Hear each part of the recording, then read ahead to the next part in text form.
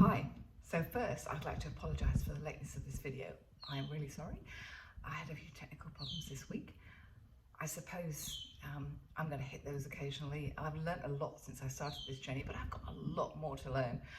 And I have some lovely supportive friends, you know who you are, who help me along the way. But, you know, occasionally I'm going to hit road bumps. But I hope that with my learning and support of friends and the internet that my videos will get better as I go along and I improve. Anyway, so this week we're going to be using the graded wash to create a little landscape. It's really simple, using just a few colours, and it's amazing what you can produce just by knowing a few simple techniques. So I hope that you really enjoy it, and I hope that you'll have a go. I really would like to sort of say thank you to everybody that's liked and subscribed these videos, and just for watching. I really appreciate it.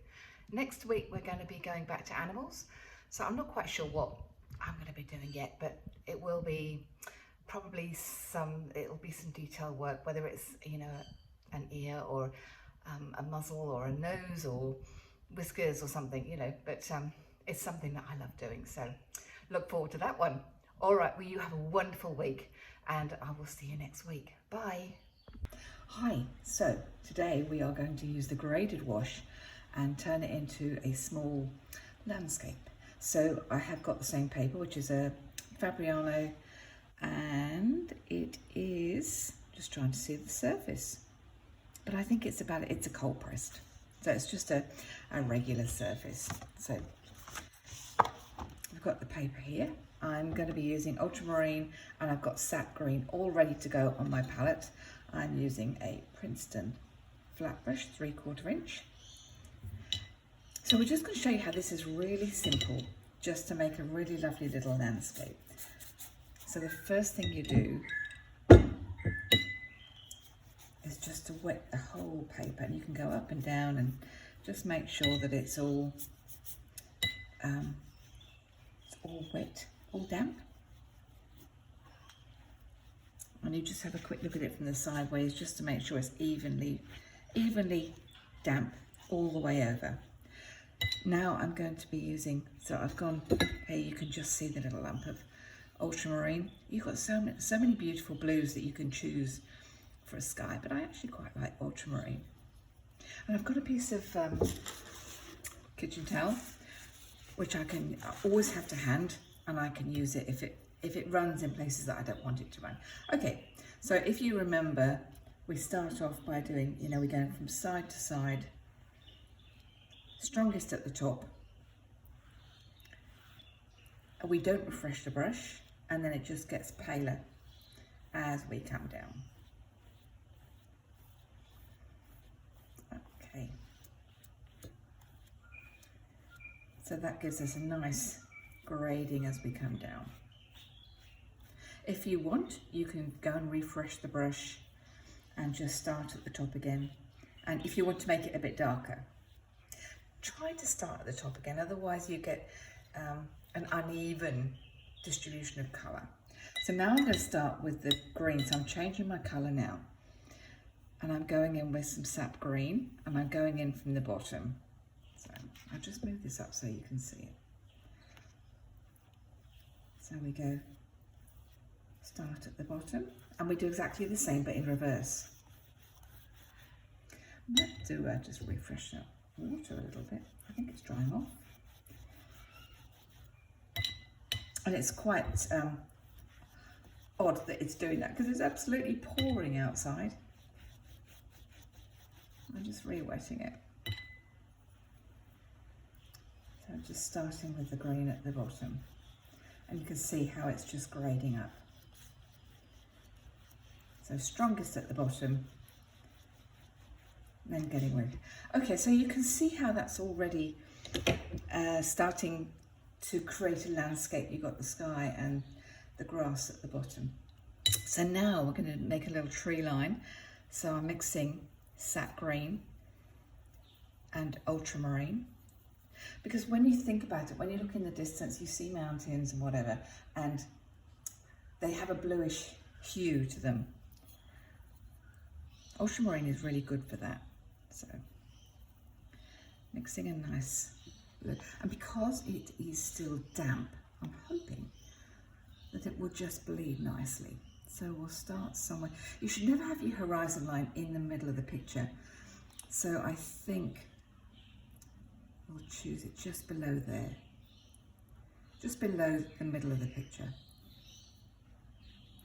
So when you're putting your paint on, always try and sort of choose when you go and dip your brush in the colour, choose a different area to get the next lot of paint out, so that it's not always the same hue and the same intensity of paint when you put it on your paper. Okay, so this is our little tree line coming along here.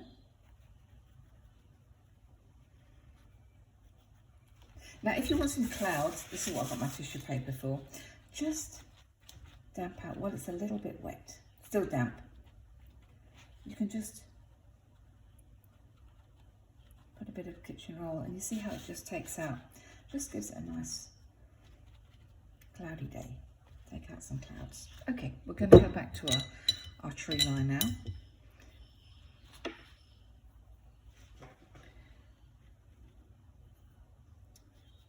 So I'm now putting a bit more blue in, just to get a bit of variety, but you can see how it's bleeding nicely. So it gives just a nice, it pushes that tree line back into the distance.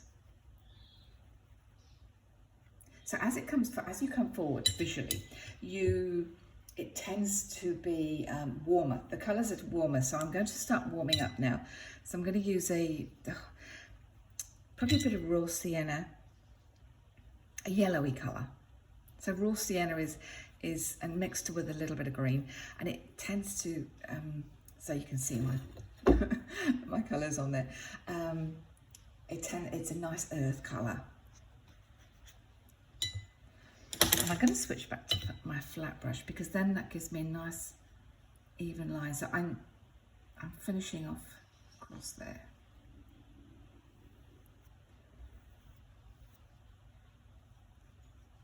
So I use the side of the flat brush just to finish that off. Now, if you wanted to have a taller tree in the distance, so you could just have, I'm going to make that a bit, sorry, that's a bit strong. So I'm just doing some little bunches of foliage, so we can make a tree there.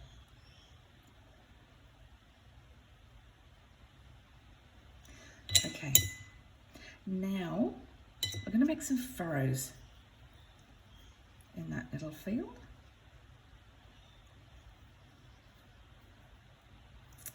Should have used that Sap Green on there, I think. Just changing to my flat brush again. Just a few dims so that it's not consistently the same colour all the way coming down. And now I'm just going to put some, I'm going to use a bit of white gouache, because sometimes I need something, oh sorry, I can hear the rain now, something a bit stronger. So the gouache has a little bit of body to it. And mix with a bit of lemon yellow. And just do a few little flowers. Normally I would flick this with a toothbrush, but I think for quickness here, we will just do a few little, so it's I'm trying to give the impression of daisies or buttercups or dandelions or something like that, just some little wild flowers.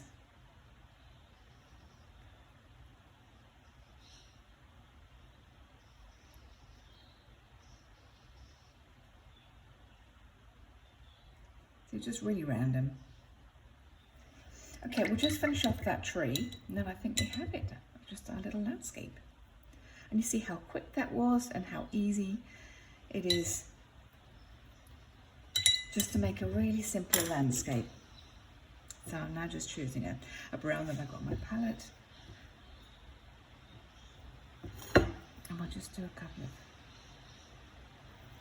That's probably a bit strong there, so we'll just knock that back a bit. It's probably because it's still a bit damp. Never mind.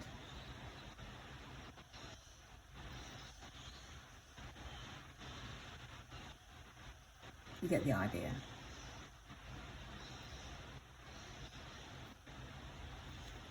Okay, so I hope you can see that and how simple it was.